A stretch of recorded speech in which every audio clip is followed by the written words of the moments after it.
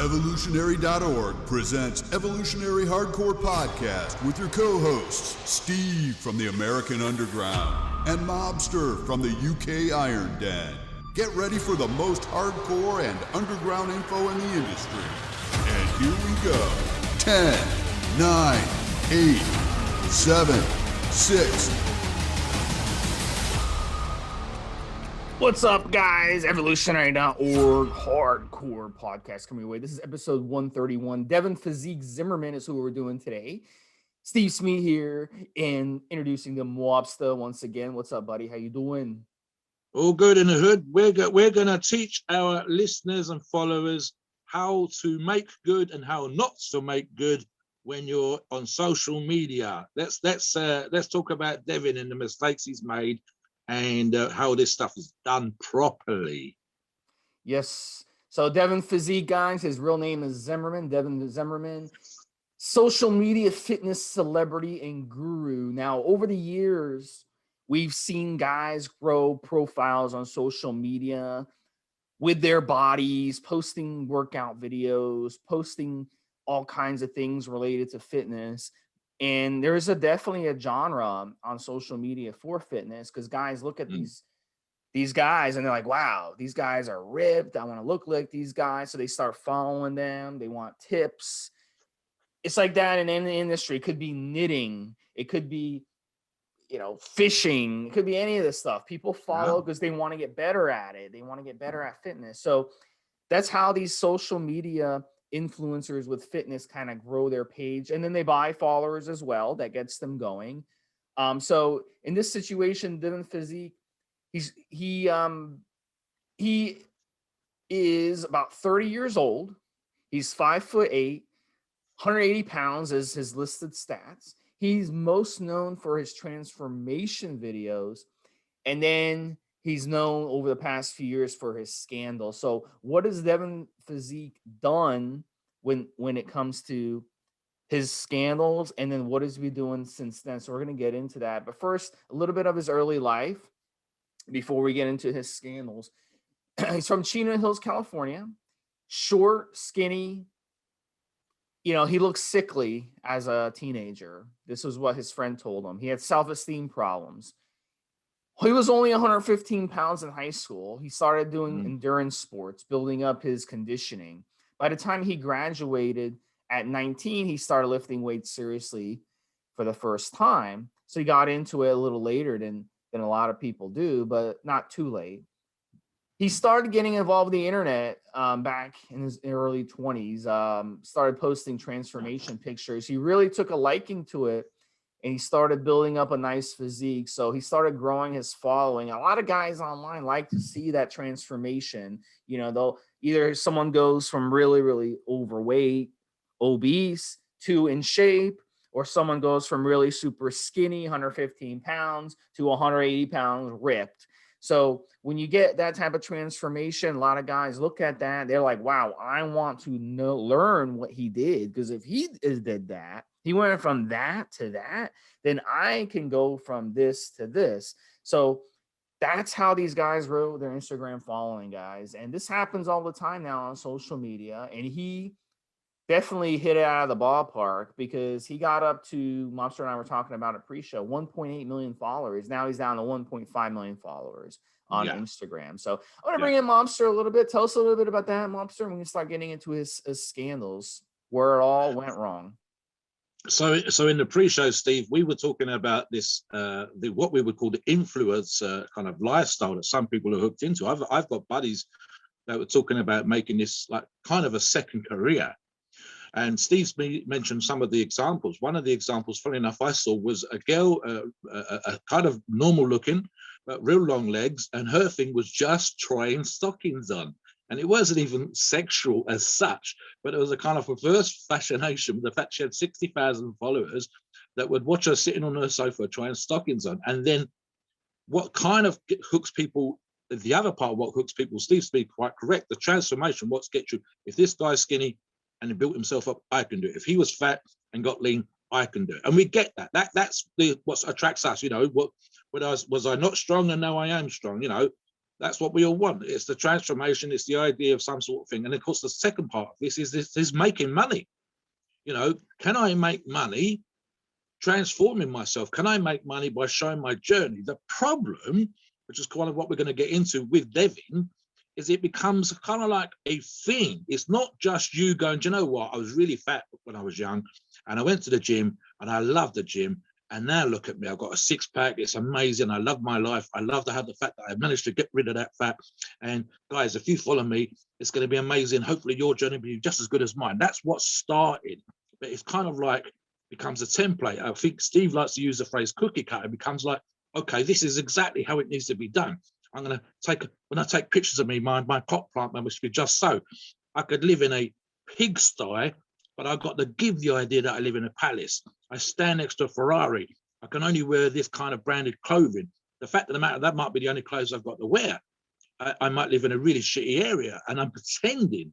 So this is what ended up with Devin, with his great transformation, is it become a little bit of a pretense, a little bit of a kind of, I wasn't quite being as honest with you guys as I possibly could.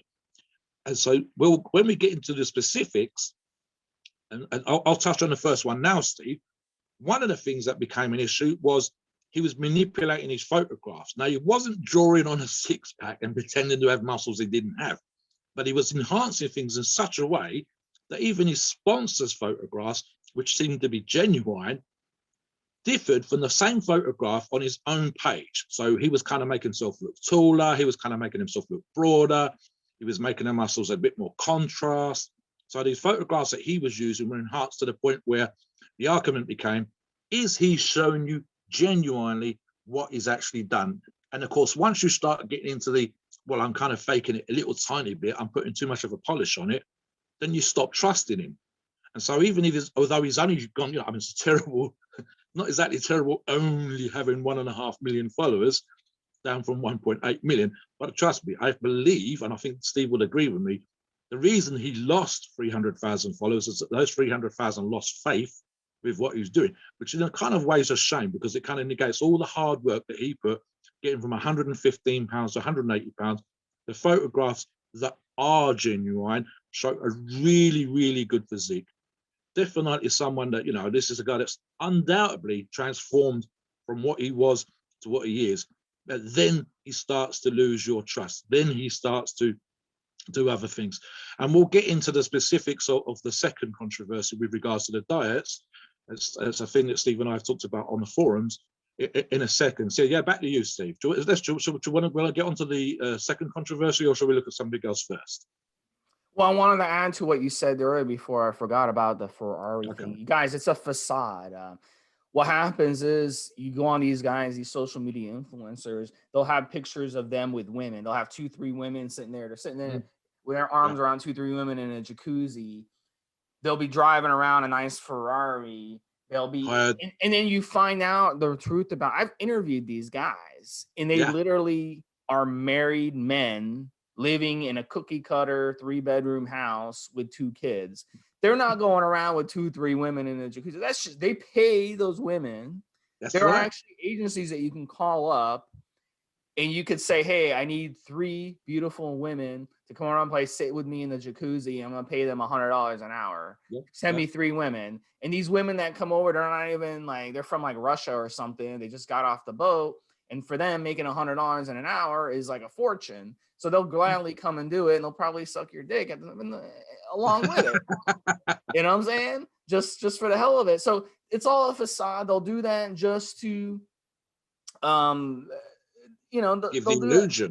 Give the illusion that they're living this grand lifestyle, and then it makes you feel like you want to be like them. You want to follow them. You look up to them. You become a fanboy, and then they build up followers that way. But it's all bullshit. That's not true. I can name you the people who I've interviewed who are like that. I'm not going to do that because we're talking about Devin in this one. But yeah, there's plenty of them out there. I'll give you an example, right? In advertising, the illusion of something is quite often what you're buying. So if you see a car advert, it's 9 times out of 10 on a big open road with no other traffic, no one's tooting the horns, no one's trying to get it by. In reality, most of those cars are going to be driven around crowded cities, whether it's Los Angeles, London, here in Wales. Now we've got those kind of roads here in Wales, but you're not you're going to work. You're going down the freeway to get to work and pay for your car. But the adverts sell. So what the bodybuilders, and I follow a physique golem, and some of Golem's early pictures with this massive muscular physique, which he genuinely has, and one that sticks in my mind is standing in front of an S-Class Mercedes with his huge chain down to this massive bull mastiff type dog. He's like me and Stevesmi. He loves cats. He's rescued cats like Steve and I have rescued cats. And that's if you go into his actual YouTube video, he's still got this massive muscular physique, but the photographs that he built some of his career on before 5% took him on were based on this image of this muscular guy in front of an expensive car with his huge muscular dog, with his massive great train on, with combat trousers on and big fuck-off army boots and all this kind of stuff. So he was painting a picture, but it wasn't real life. In fact, he was from, as Steve just said, from Russia, and had come to America, living in, I believe now, Florida, just moved and stuff like that. So he created an illusion. The problem is, I think some of these guys, they keep that illusion going, Steve. It's constant. It's not, and the thing that, of course, bugs us, as we were getting to in the second part of this, is they then create this idea that I can sell you this lifestyle. Now, that's even if you genuinely live in that lifestyle, you can't buy that house or that car just by following this diet. And the worst part, as we'll get into, is when they pretend that they have the knowledge and the ability to get hundreds of thousands of their followers into this shape. Now, some of them are genuinely knowledgeable. Stevesmi and I have got 40, 50, 60 years experience between us. We have enough knowledge to know how to get guys to work hard in the gym, enough knowledge to know how to advise guys with PEDs, and enough knowledge to know how to get people to make changes in their life so you can see improvements. But some of these guys only have the knowledge about themselves, and then they've used drugs, etc., etc. So then when they're charging you, sometimes, Steve, $300 and $400, $500 for the premium kind of contact that you're supposed to be getting, the one-to-one, when you genuinely aren't getting that kind of contact, you aren't getting that experience, you aren't getting that kind of information that you think you're tapping into for your $500 or even as little as $100. You're really not. And the history side of this, Steve, I mentioned it in the pre-show. This kind of I will get you and I will transform you stuff been going on since 1950. I know Thomas Inchew in the UK and a very famous physique writer back in the day called Earl Liderman. Thomas was employing 50 secretaries in the 50s to type out replies to the letters, a lot of which were just got a generic photocopied, reproduced diet inserted into the envelope, typed out by the secretary, and then posted back to these guys for $5 back in the day. Earl Liderman was a millionaire at one point in the 50s with 60 secretaries in America doing the same kind of thing. What you wasn't getting was Earl or Thomas to write you down the diet. They won't, 9 times out of 10, they weren't actually replying to you. It was a sheet of paper that was kept in a folder, taken out, put into the envelope, typed up by the secretary and posted the next day. And it might have been signed, if you were very lucky, it was signed by the writer, signed by the author, but it wasn't really one-to-one. And this is kind of what we're getting into now. This is not like when you do a consult with Steve. Steve will talk to you, will ask all these questions about you, find out what's going on. That's how it's supposed to be. So yeah, let's get into the second part of the controversy, Steve, and then we'll talk about his training, his nutrition, and obviously how we think he can get into shape. Yeah, and you just touched on it exactly. There's a difference with people. So when you have a big Instagram following like this, you of course are going to have links to a website or your services. So what he did, and this is a lot of guys do this, so we're not just picking on Devin, but he got he got exposed to it. That's the big difference, because he had one of his employees expose him. So a girl that was working for him, she was actually the one, when you went and contacted him, she was the one who did all the work. She was the one who talked to you online. So that's why when I do my consultations, Mobster touched on it, I don't do emails back and forth. I can do that for you, but you can tell I'm answering your questions line by line. That's the difference. And I much prefer talking to you over the phone or talking to you over Skype. So you know it's me, you know my voice, you hear me on the podcast. But in his situation, it was just basically she was emailing them just cookie cutter write-ups. Maybe they had like 5 layouts of a diet, 5 layouts for a workout. and she would just email the person. So you're paying hundreds of dollars for a consultation via email, and you're getting basically a cookie cutter, copy paste, whatever. For I want to lose weight, okay, here's the cookie cutter diet. I want to gain weight, here's a cookie cutter diet. I want to build muscle, here's a cookie cutter workout, et cetera, et cetera. And she was getting paid. She got paid what, $200,000, Mobster. Well, he made over 7 figures, which is over $1 million. Yeah. So jump in. Yeah. What are your thoughts on that? Can I just say, and I've touched on this with Stevesmi in the pre-show. Can I just say, we are outraged at the fact that this was almost certainly cookie cutter stuff. And again, he's not the only fella. But by the same token, I'm not exactly going to be crying if Steve and I got 6 figures doing these consults, doing this one-to-one stuff. If I coach here, which I'm not going to start getting into soon, I'm not going to cry when I'm only getting $200,000 and I'm doing all the work. But by the same token, yes, she was almost certainly just sending out the stuff. She was doing all the follow-ups. In UK money, in pounds, English pounds, it's about £180,000, which, believe you me, is about 4 to 5 times the UK average salary, maybe a little bit more, in fact.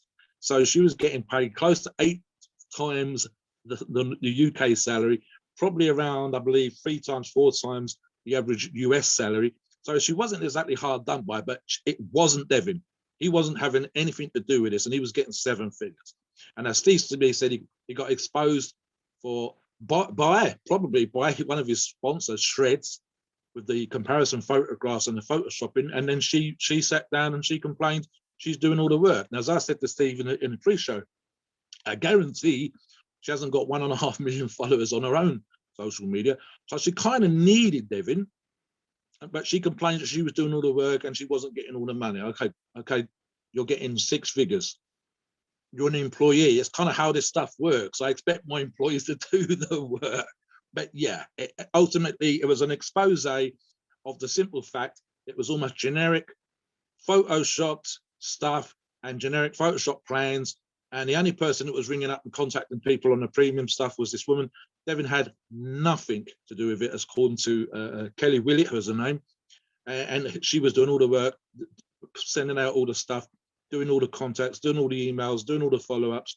Hell, he probably had someone at that point who was just doing the Instagram stuff for him so he could go off and do whatever the hell he wanted. And I suppose in one particular perverse way, it's the kind of the dream, someone does your Instagram, someone does your diets, someone polishes your shoes. But you wasn't getting Devin. You even if you paid a premium, you wasn't getting the person on the profile to do this work. They hadn't sat down, they hadn't gone through your diet, they hadn't gone through your lifestyle, they knew nothing about you. They hadn't even read what you'd sent. All that they were doing was cashing the checks. So it kind of like, and again, he's not the only person doing this, but it kind of like disappointing. If Steve, me and I set up an Instagram profile tomorrow and I said, listen, I'm going to train you for strength and Steve's going to work out your PEDs, work out your diet, it would be us doing the work. It would be us spending 8 to 10 hours a day working with 200, 300 clients a month. We would put in the graft. As Steve said, when you ring him up, it's his voice, it's not a recording, it's him on the phone that you're talking to. I've got guys that used to do stuff like this back in the day, and they were taking phone calls at 3 a.m. from the States that people who wanted information about steroids. That's how this particular person earned a living. It was him you were speaking to, who was awake at 3 o'clock in the morning UK time, taking your call. That's the reason why you were paying $100 to get the advice, so that you knew what to do with steroids back in the 1980s and 1990s. It was genuinely that person, that expert, talking to you at 3 o'clock in the morning, Steve. So this is why it becomes kind of like, what the hell? And again, we're not just saying Devin's the issue here. There's an awful lot of what we say over here in the UK. You win a competition, you start saying, John Smith, PT. No, you're not qualified. You're not a PT, you haven't been to college, you haven't got certification, or diet prep. Really? So you've got an expertise in nutrition? No. I got into shape once for a competition and I won a 3rd place trophy. I'm now an expert. No, you're not. Have you ever worked with anybody else in the local gym? Have you ever worked with any clients local to you? Do you have any experience? This is what you need to ask, guys. You need to sit down with these people and you say, like, okay, what's Steve's background? What's my background? What's this person that I'm going to pay $100? What's their background? Have they competed? have they prepped themselves, or did someone prep them? Because sometimes that's how they've learned. And I know guys here that was talking about getting into this kind of stuff for themselves. And we were arguing about the diets that they were on, and they had someone else prepping them. So they knew nothing about themselves. It was someone that prepped them, and they were talking about prepping other people.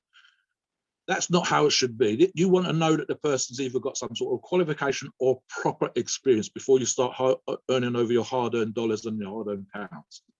Let's get into the rest of it, Steve. I mean, the takeaway from that is pay attention to who you're giving money to and look into their background.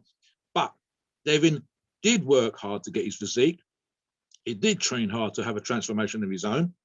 And, you know, hopefully he knew what the hell he was doing, because he does have a fantastic physique to look at when it came to PEDs. So yeah, let's get into the training, the nutrition, and at the end, of course, the juice and stuff with regards to the steroids. Yeah, guys. So, you know, that sums it up with that situation. So that's what he's known for.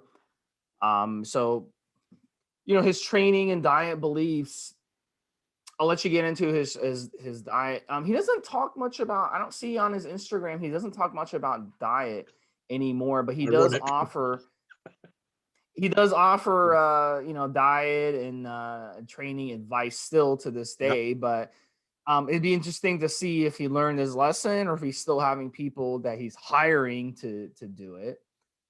So I'd be curious to know that. It's hard to tell, because if you click on his website and you go on there, there's a little thing to fill out, and then he says that he'll get back to you within 24 hours. So I'm not sure how much he charges or anything like that. There's an NDA, man, an NDA, non-disclosure.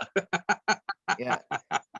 Maybe we should send it over and test it happens, out and see who gets back to us, and if it's really him. Be like a little spy routine. But guys, you know, back then he did talk a lot about a diet. So what we know is he likes to cook his own food. He doesn't like fluctuating his mass. He believes that if you want to cut, that means your diet sucks. And if you want to bald, that also means your diet sucks. So he says, fix your diet first, is his motto. And he says the body's run on what goes on in your kitchen. So he does promote some supplements, and you can kind of go on there and there's a little supplement thing. I think he has maybe an affiliate program where you'll click. He seems to be promoting a company called Steel, which I haven't heard of. Mobster, maybe you have, but they sell all the cookie cutter supplements out there. You know, the whey and the amino acids and the pump products, et cetera, et cetera. So he probably gets free supplements. So he probably uses some of those free supplements. So just cookie cutter. So, I mean, it's that simple. When it comes to training, there isn't much on here anymore. Again, is on Instagram now. He's promoting stuff. He's promoting, hey, message me, I'll get you in shape. Message me, I can help you make money. Message me, you know, I have a fancy motorcycle. I have, you know, a fancy car. I have this. I have a pit bull. They always have pit bulls on these Instagrams, Mobster. You never see someone never have a cat with them like us. We're both cat owners, Mobster. Between us, we have a cat. They won't post a picture with them with a cat, and they won't post a picture with them with a Ford, or I don't know. In Britain, what do you guys drive usually in Britain? We got Fords over here, and it's say Ford Fiesta. Some car. It won't be a 1 litre car. It'll be a 3 litre car. It won't be a 100 mile an hour car. It'll be a 200 mile an hour car. They've got to give the impression that you know, I can only drive at 200, and I can only have like a car that drinks like 10 gallons a mile or something. Yeah. In reality, electric. He's got a Jeep in his Instagram, and he's got a motorcycle. So he's a bad boy. And of course, he has tattoo. I think he has like a head tattoo too. So he's definitely a bad boy. He's not the type of guy, Mobster, and I think you would bring home. You'd be happy if your daughter brought him home for Thanksgiving. Yeah, you better be real polite. real polite. Yeah. So I mean, yeah. So I mean, pretty much he's been preaching the motto over the years. He wants to keep a nice physique year round. He doesn't like bulk and cut back and forth. He likes to keep high intensity. He likes to have music. I'm guessing he's not listening to Enya while he's working out, right? Classical, man, at least. Yeah. I'm guessing it's more over the buck. So yeah, I'm saying again, it's an illusion. this is a crazy stuff, right? I'll give you an example. So strongman competitions we used to put on. There was a fella there called Ferret. That was his nickname, obviously. And one side of his face was completely covered in tattoos, which I think is actually illegal here in the UK. You have to go outside of the UK to get facial tattoos. You can get it pretty much everywhere else, but for some reason there was an issue there. So anyway, one side of his face was tattooed, literally down the middle, and the other side was not.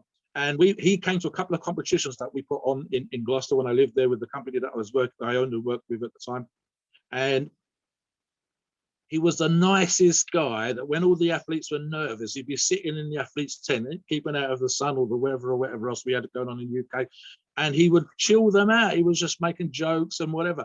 So you got this idea looking at him, he was going to be some kind of cat-eating monster, or that you couldn't talk to him or whatever else. And he'd have all these fellas, these big 20, 30 stone, 300-pound plus fellas relaxed and chilled and laughing. When it was their turn to go, good luck, mate, and all that kind of stuff.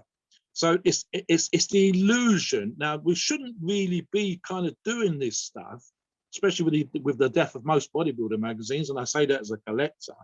We shouldn't really be still doing this kind of thing in this day and age where you're kind of pretending to be something you're not. He's got, like I've already said, an amazing physique. There are some photographs we talked about in a previous pre-recorded podcast going live soon about the fella there and having an amazing back. Devin's back's pretty damn good. It's dry. He looks ripped. He's got great intercostals. He's got that whole tiny waist thing going on. So he genuinely has a great physique. But just to give you an example, Steve, I've got bodybuilding magazines from way back, and they used to sell for $5 back in the 50s again, courses on how to strengthen your eyes, literally exercises for your eyeballs. So you could make money, so it was seen, from pretty much selling anything, whether it was like, I think there was exercises for your head, and you would massage your head, and this was a way of making your hair grow. This is kind of what we're doing here. Devin should have stuck to selling what he did. This is how I got in this shape. This is my book. This is what I did. I got up at this time in the morning. I put in the grind. I did the steps. I did the cardio. The one thing that came out of the thing that Steve was just talking about there from the article is he cooked his own food. We've got guys on the forums that can't cook, and they need to learn to cook. Once you start cooking, you know exactly what's gone into your food. You can control 100%. That's one piece of advice. David was spot on. So from my perspective, he could have, if he had actually sat down, I'm sure he could have had clients that would have given him $500. But I would have wanted Devin. I would have wanted Devin to walk me through it. I would have wanted him to tell me exactly what he was. You need to get up at 5 in the morning if you're going to work at 8, and you need to go out there and you'll do 2,000 steps before you leave to go to work in the morning. Make sure you take your food with you in Tupperware tubs. It's a bit ironic when we say that, but do it. Make sure that if you go to work and you're on the road, you've got good food to eat. Make sure that if you have an opportunity to work for a break and you've eaten your food, go out and do another 1,000 steps. And just keep putting all these things together.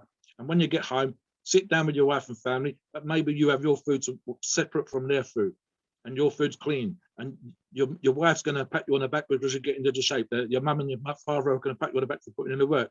That's how this stuff happens.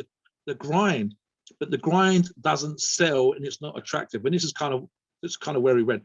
Now, shall we touch on the steroids here, Steve? Because you say there's not much on the training, and the nutrition we've kind of already got onto. Let's get into the juice. Yep. The juicy of the juice. So the number one steroid that we could speculate a guy like Devin would run is trenbolone, because trenbolone, when you're in your 20s, especially, you're very insulin sensitive. You're still insulin sensitive. You haven't had the grind of life yet, so you can run trenbolone, build good quality muscle, and cut. So it's completely recomposition for. So in a guy like Devin who wants to stay good, looking good year round, trenbolone would be the number one choice. So 600 milligrams a week. I mean, they're not going to be shy with the dose. A normal person, maybe 200, 300 milligrams, but my gosh, they're going to run 2-3 times that.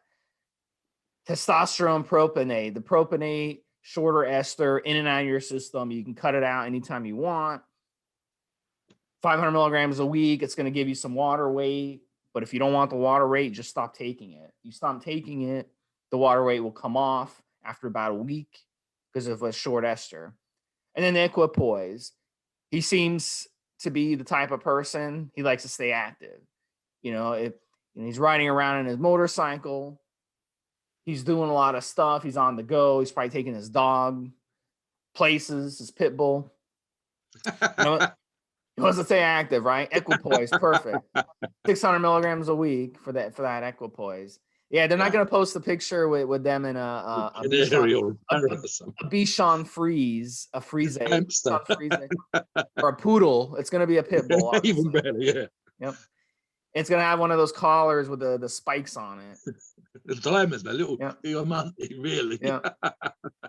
Little love hearts. So yeah, if you're a dog person, you like to take your dog for a run and stuff. You like to take the dog to the park, run around. You want to have good endurance. Equipoise. Yeah. Equipoise is good for that. 600 milligrams a week.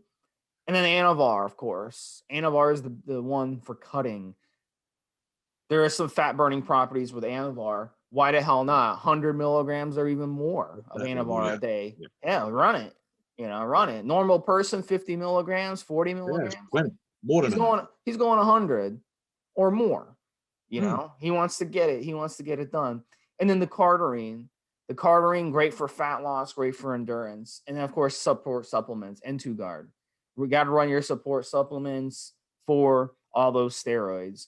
Otherwise, your liver and your kidneys are going to go to hell in a handbasket running that type of steroid. So, yeah, that type of cycle, and then just rotating the testosterone propionate in and out here and there, rotating it month on, and then stop it ahead of, you want to get pictures to put up, and then Photoshop it on top of it, then it will work perfectly. Yeah. You know what I'm saying? Run that, stop that testosterone propionate and get some off. So, and then, I'll bring you in, Mobster, on this one. Winstrol is another one. Ahead of pictures, Winstrol will dry you out. Masteron will harden you up. So he could have ran, someone like that could run something like those to kind of ahead of the pictures. They want to look as good as they can on Instagram. Listen, you know how many pictures these guys snap?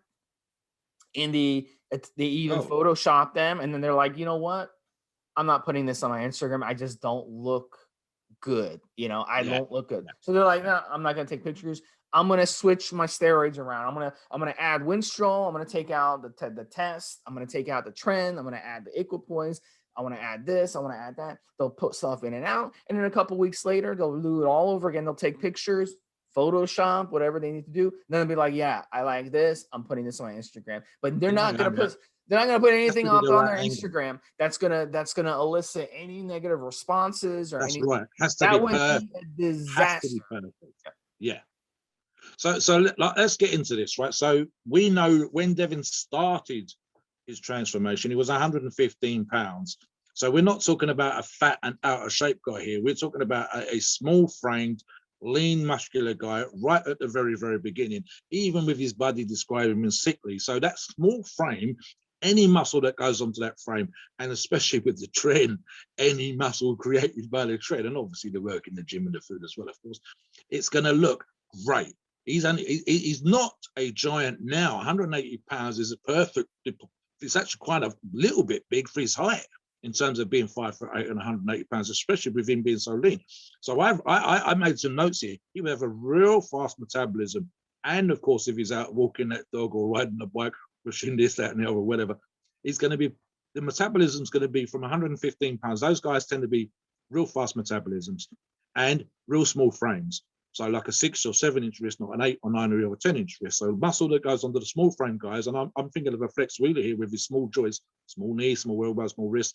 Any muscle looks big.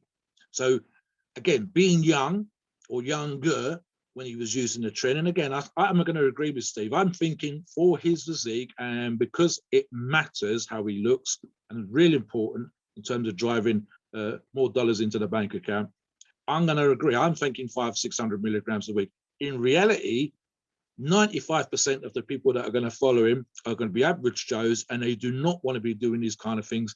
They don't have the small frame that Devin has, and they won't. Any muscle that goes on them, they need to be leaner in order for the muscle to show up. So it's going to be kind of that thing. Looking at a test, again, I agree with Steve. He'd probably swapping a test around. And what Steve said about the appearance, whether it's watery or muscular or whatever else, these guys, and girls for that matter, they won't put pictures up unless the light's perfect. They won't pictures up unless they can use a filter so you can't see any zits, or the hair's got to be just so. Let's take a picture outside, not inside. Can we use this light? Can we stand in this place?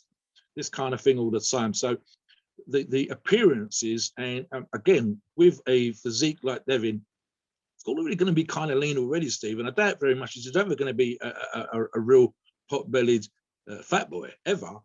But the stuff that keeps him dry, the stuff that keeps the water off him, the stuff that allows him to always have a six-pack, even if he's having a shitty day, is going to be in there. And again, I use the same analogy with the guys here. Some of the guys that train here with me, they're not into strength, they're into the physique. So, okay, why are you taking pictures every single day? Why don't you take one picture a week, under the same light, in the same conditions, with the same clothes, with the same background? Because that way you can compare your physique. Devin's not doing it. He's doing this stuff so that the picture that he's presenting to the internet is kind of almost, if it's a different light with different clothing and a different background, you'd almost say that his physique has changed. And really, again, something else that comes with the steroids, Steve, and this applies to all of us, myself, you, everybody else, especially when we're trying to get in shape. We don't always see ourselves as other people see themselves. So, you know, I said to the guys, if you're competing and you're real hungry going into a competition, your glycogen levels are low. Your brain pretty much relies on glycogen as a kind of source of fuel. So being carb hungry, being low fat, low glycogen, etc., etc., etc., you don't always have the same mood, the same mindset, and so on and so forth. So I think we're talking about a guy that's going to be on steroids all year round. Trend's probably going to be cycled 2-3 times into the plan for the year. It's almost certainly going to be on pretty much 9-10 months of the year, because this physique matters. Something else Steve touched on, and again with the photographs, I'm going to agree on. I'm pretty much sure he's one of his guys that probably stacks up the great photographs and releases them one at a time. So he can have a crap day. He can have a day when he don't look so good. He can have a day when it's, you know, Thanksgiving and Christmas and he's putting the food in his mouth, but he'll give the illusion by saving one of his photographs and holding it back and then releasing it close to Christmas, still on the grind, still doing this, still doing that. Whereas in reality, he's got his face into the trough, the same as the rest of us. But yeah, I mean, I'm a big fan of Anavar. And again, as a bigger fella, I wouldn't get the benefits of the being lean on Anavar that other people might. It's always been a strength drug for me. But again, I'm going to agree with Steve. I think 100 milligrams a day for those kind of benefits, it is a bit more than probably most people need. I agree with Steve. 50 milligrams is the optimal amount for 99% of our listeners. Cardarine was around when Devin was doing his thing and still doing his thing now. So yeah, I would be very surprised if it wasn't in there to help with releasing of energy and to help with his cardio and to help with staying in shape. And of course, you have to have some sort of system, liver protector, kidney protector, that kind of stuff. So N2 guard would definitely be in there. But this is the thing. I think one of the things we were talking about, and in fact, we described this cycle as a blast or blasting. I think he's going to be one of those guys, Steve, is probably cruising. His physique is so important to him and so important to his followers and so important to the money that goes into the bank at the end of the day. I suspect he's probably putting himself in a position where he has to take something every single day from now until he retires from the whole Instagram lifestyle, whatever you want to call it, until he's too old and gets out of shape and whatever else. So there's going to be something there on the table being taken every single day. I would go so far, even with the small frame and the light ripped physique that he would have had when he started, I'll go so far as to maybe suggest, if not Devin, someone like Devin's probably using something crazy like Clem or DMP or these kind of drugs to get, especially as you said, to have that Instagram physique, to have the illusion of being dry, and creating this thing that's going to be on the internet for everybody to see. I don't know about you, Steve. We're not in the habit of putting up too many pictures of ourselves on the forum. So, and hopefully, as much as the next guys and every member of our forum followers, etc., the training lifestyle is important to us. Guys, you need to be careful with this photographing stuff every single day. As I mentioned earlier on, it is and I'll be crude here, it's a head fuck. You'd be better off taking, in my opinion, one picture a month of the front and one picture a month of the back, because you can see progress. You can see progress by the amount of weight you've got on the bar.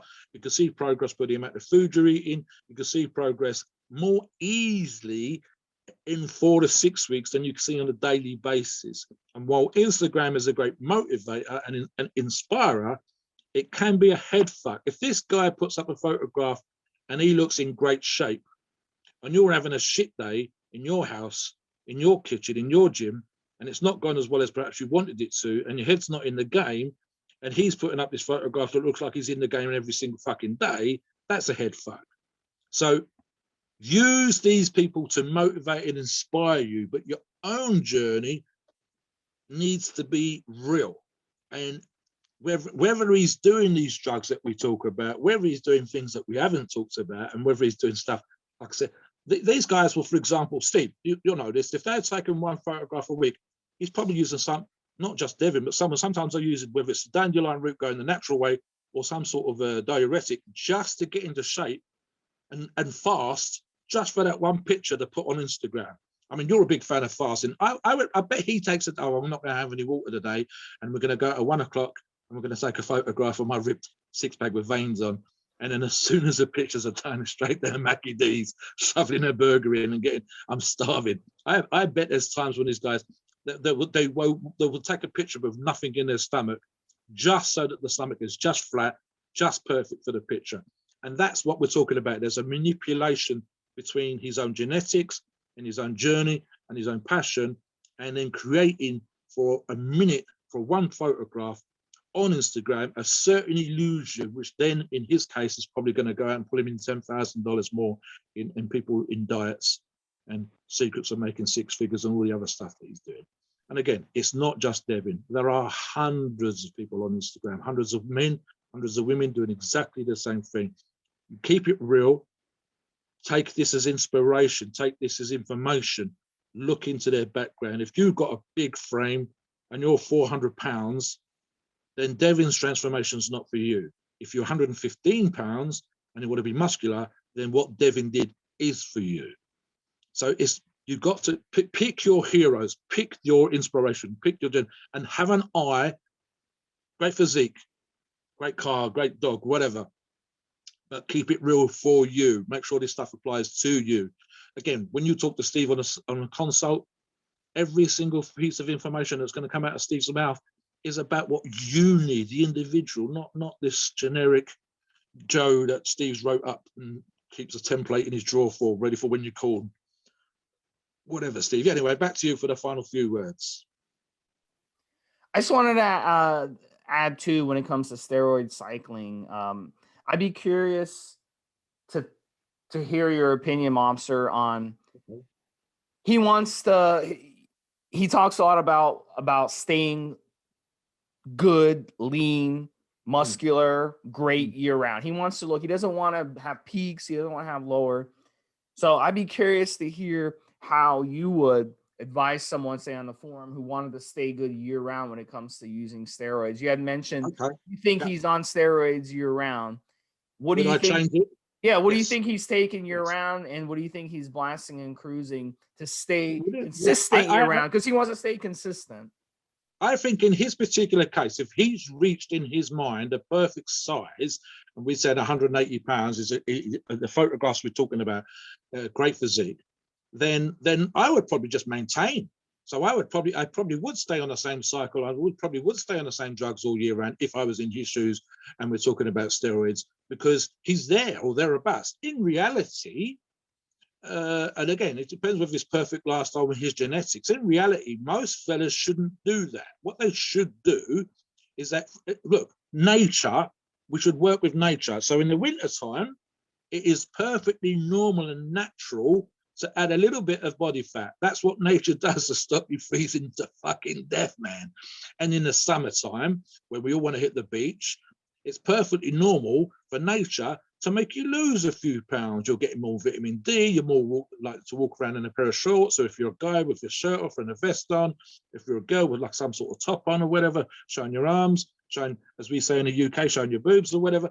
And it's perfectly normal. Nature does that. If we were fat in the summer and thin in the winter, we'd be dead as a race. So the same thing applies to steroid use. And I actually talked about this, I believe, a couple of times on the forums, even if indirectly. You work with what you are. So, for example, a real big fat Joe shouldn't be taking the same steroids as a real lean guy.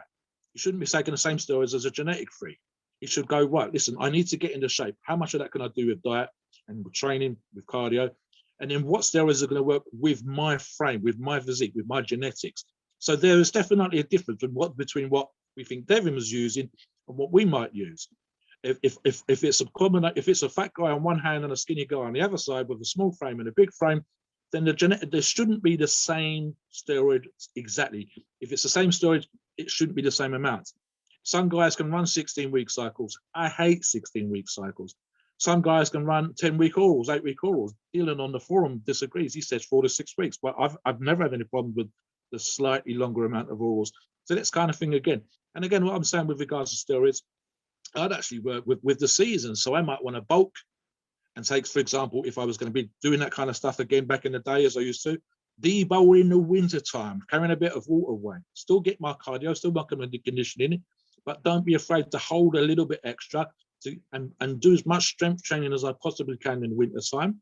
And then come the summertime, get out in the fresh air, change what I'm taking, maybe want to get into a better shape. I don't like the guys that bulk and get ripped back to back. That's kind of crazy. Even if you live where it's real hot, you shouldn't be doing that kind of stuff all the time. Work with nature, work with yourself, have someone who advise you that's specific, that's familiar with your situation. So yeah, I could see Devin where it matters if he's at 180 pounds and he never wants to get any bigger. And if he lives in a nice area of the US, I can see him pretty much on a similar cycle or cruising or something all year round. But for most of our followers, most of our listeners, myself and yourself, I would vary. I would take X, Y, and Z in the winter time for strength, and I would take X, Y, and Z for getting into shape, and change my approach to training, change my approach to nutrition in the summertime. And that's working with what nature gave you and literally keeping, and that's the thing. Look, I wouldn't want to, like you said before, what's the phrase you used before, Steve? A perma bulker. I wouldn't want to be a perma bulker if I was a normal Joe all year round. Equally, I wouldn't want to be ripped all year round. Sometimes being super dry, super rich, it's kind of uncomfortable. And you want to relax now and again. You want to put on a little bit of fat now and again. That's good for your joints. Sometimes being super dry is bad for your joints. So yeah, we would change things. This is the kind of cycle we could see him doing for what works for Devin, and it matters because it puts money in the bank and it works for his clients and it gets him followers. But for you, and 999% of our readers, this would not be the perfect thing to do, even if they had a Devin-like physique. You need to go with examples, Steve. If I'm working 18-hour days and I'm getting maybe 20 minutes to go to the gym, I don't need to be doing grams and grams of steroids. That's just crazy. Equally, if I'm sitting on my ass and I've got money in the bank and I don't have to go out and do hell of no work whatsoever, and training is everything. It's a different approach again. If I'm massively fat, if I'm massively fat, I shouldn't be doing Devin's thing. If I'm Devin's thing, I shouldn't be doing the same as a big fat Joe. It's that you need to work with what you've got into your lifestyle, with what's going on, and being super fat all year round is bad idea. Being super rich is bad idea. Yeah, you made a good point. In him being in his 20s, he's just now turning 30. He can get away with it. He can get away with looking. He wants to look consistent. And he wants to look great year round. He can get away with it. But once he gets older, that's going to come back to bite him. In a professional sports, athletes, they have an off season. In the NFL, for example, they don't get back into training camp until late July.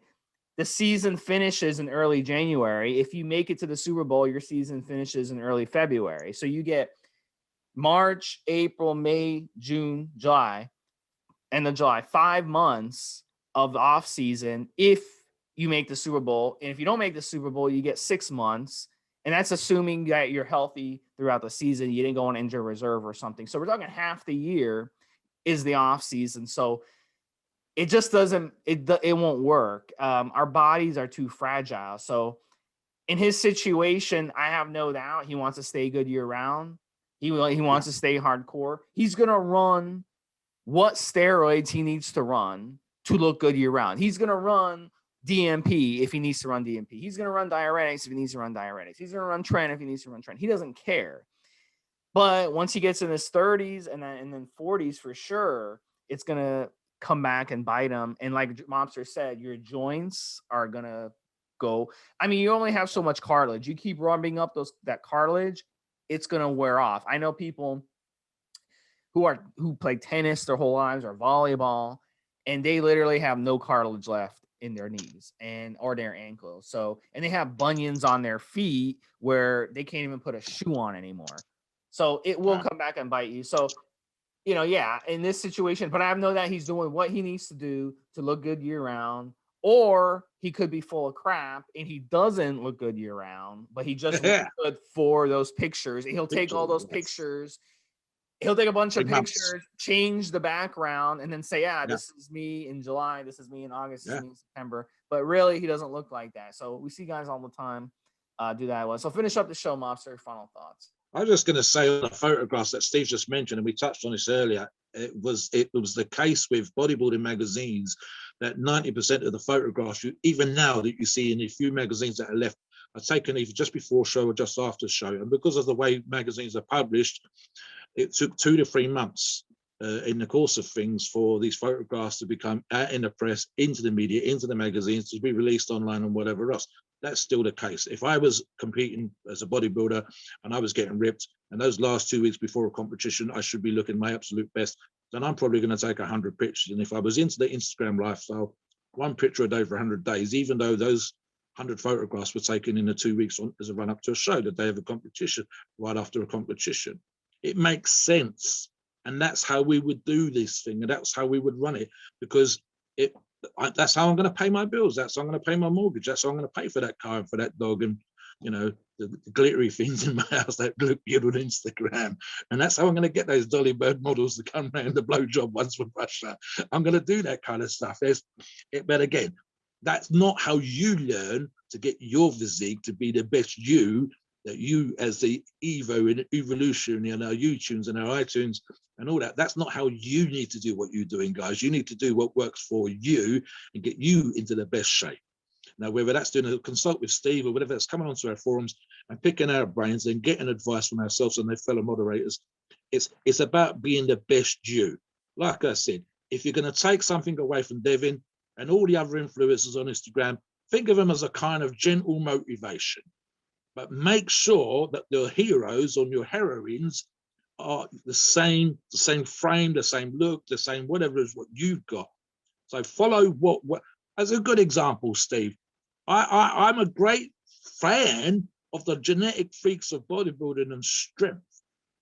But why don't I follow someone that had my frame and my build when they started and became crazy strong? Because that's the person that's the most like me. So when we talk about these things, we're talking about what works for them, their journey. Take the information away that applies to you guys. Use these lessons of their experience and their journey to apply to your journey and your experience.